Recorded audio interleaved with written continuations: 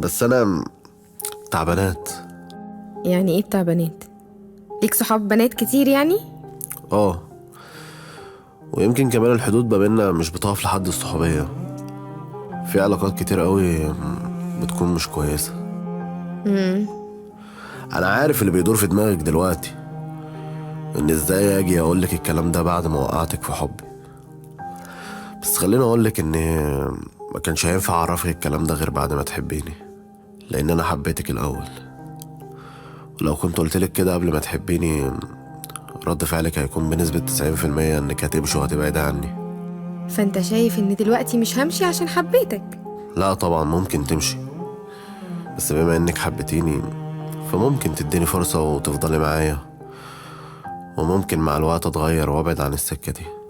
ليه؟ هو انت مش ناوي تقطع علاقتك بالبنات من اللحظة دي؟ ما اعتقدش. انا مدمن علاقات حرام، مفيش مدمن بيبطل مرة واحدة. الستات بالنسبة لي زي الفاكهة، مفيش واحدة طعمها زي التاني. والمطلوب مني يا احمد؟ تطولي بالك يا دعاء، وان شاء الله مع الوقت وقربك مني يمكن اتغير. يمكن. يمكن يا دعاء. صدقيني والله انا لا عاوز اخدعك ولا احور عليكي ولا حتى اتسلى بيكي. انا حبيتك، ويمكن انت الحاجة الوحيدة النظيفة اللي موجودة في قلبي، فارجوك استحمليني من هنا لحد ما يتقفل علينا باب واحد. تمام يا احمد، خلينا نحاول. وبعد ما خلصت الشغل عملت ايه؟ روحت البيت، خدت دش واتغديت ونزلت. طب ما ريحتش ليه؟ طيب ده انت حتى مطبق في الشغل. طارق صاحبي كان عازمني على خروجه كده، فرحت له عشان ما يتمص. طارق. والخروجه دي بقى كان فيها بنات؟ قول قول، مش هزعل. اه، هو اصلا عيل شيطان. والله يا بنت ما كنت عامل حساب على حاجه. هو قال لي هنروح نسهر في ليفل مع جماعه اصحابنا، وبعد كده كل واحد بيتك بيتك. لقيته هو ملغي البنات اصلا ان هم هيروحوا معاه على البيت عنده، فجت كده. طب خلاص حسبتيها؟ اه خلاص اهو. طب يلا اركبي خلينا نمشي.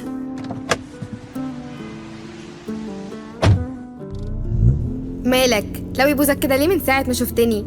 مفيش حاجه. مفيش؟ دي هرمونات بقى. تهزري؟ طب مالك بالله عليك؟ ايه اللي انت لابساه ده؟ ماله مش عاجبك؟ ضيق قوي يا دعاء. ابوكي شافك وانت نازله كده؟ بصراحة ما كانش موجود. عشان كده. طب خلاص بقى، حقك عليا، مش هلبسه تاني والله. خلاص بقى، انتي بتغيري يا بطة. ايدك يا ماما لا توحشك. على فكرة ريحة البرفيوم اللي انت حاططها حلوة قوي. مالكيش دعوه. صليتي ركعتين القيام؟ اه. انت كنت فين يا ابني؟ رنيت عليك من شوية بس انت كنت ويت. اه، كان معايا مكالمه. الله يسهل له يا عم. بتحب جديد ولا ايه؟ لا دي واحده اعرفها من على الانستا بتحاول تشقطني. اه وانت طبعا صدتها. انا يا بنتي انت تعرفي عني كده؟ ربنا يهديك يا احمد، ربنا يهديك. انت ايه بيخليكي تمسكي الموبايل وتقلبي فيه؟ مش قلتلك بلاش الحركه دي؟ عشان اكيد هتلاقي في حاجات تزعلك. عادي بقى يا احمد. هو ايه اللي عادي؟ عادي بقى، كبر. انا بس كان عندي فضول اعرف كلامك مع البنات ده شكله ازاي. واديكي عرفتي. ما نبكيش حاجه غير حرقه الدم. طب حقك عليا، ده انا عارف ان انا زفت، وده اللي قلتهولك من بدري عشان ما كنتش بخدعك. بس صدقيني في حاجات مش من مصلحه صحتك النفسيه انك تعرفيها عني. حتى لو شاكه فيا بلاش تتاكدي. بس عاوزك تتاكدي من حاجه واحده، اني بحبك انتي وعاوزك انتي، ومش عاوزك تسيبيني. اه صح، انا مسافر بكره الساحل مع طارق. يا دي طارق، هو طارق ده اهله فين؟ في دبي. وطبعا السفرية دي فيها بنات. انت متعصبه ليه كده؟ اه فيها بنات يا دعاء. واخرتها يا احمد؟ هفضل ضغط على اعصابي واكتم في نفسي كده لحد امتى؟ انا كنت واضح معاكي من الاول يا دعاء.